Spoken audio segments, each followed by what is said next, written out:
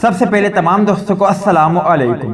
بابر اعظم نے ٹاسک پورا کر لیا، اپنے بلے سے جواب دے دیا۔ ویڈیو اچھی لگے آپ بھائیوں سے درخواست کہ اسے ضرور لائک کیا کرے۔ چینل پر نئے ہو، آپ نے ابھی تک سبسکرائب نہیں کیا تو پلیز اسے بھی سبسکرائب کرے تاکہ جب بھی ہم کوئی ویڈیو اپلوڈ کریں گے اس کی نوٹیفیکیشن آپ بھائیوں کو فوراً ملتی رہے گی۔ یاد رہے کہ گزشتہ کل زمبابوے کے خلاف پہلے ون ڈے میچ میں پاکستان کی جانب سے 154 ڈاٹ بال کھیلنے کے بعد سابق West Indian fast bowler Michael holding کا کہنا تھا کہ پاکستانی کپتان بابر اعظم کو کریز پر زیادہ سے زیادہ وقت گزارنے کی ضرورت ہے۔ پاکستان نے زمبابوے کے خلاف جمعے کو کھیلے گئے ون ڈے میں 154 ڈاٹ بال کھیلنے کے باوجود 26 رن سے کامیابی حاصل کی تھی۔ مائیکل ہولڈنگ کا کہنا تھا کہ ٹیمیں ڈاٹ بال کھیلتی ہے لیکن پاکستانی ٹیم اس کے باوجود 281 رن بنا کر یہ میچ جیتنے میں کامیاب رہی کیونکہ زمبابوے کی بیٹنگ لائن اپ یا ٹیم اتنی مضبوط نہیں ہے۔ مائیکل ہولڈنگ نے پاکستانی ٹیم مینجمنٹ کو اس صورتحال کو قریب سے جائزہ لینے کا بھی مشورہ دیا ہے۔ مائیکل ہولڈنگ کا مزید کہنا تھا کہ وہ چاہیں گے کہ بابر اعظم بڑی اننگز کھیلے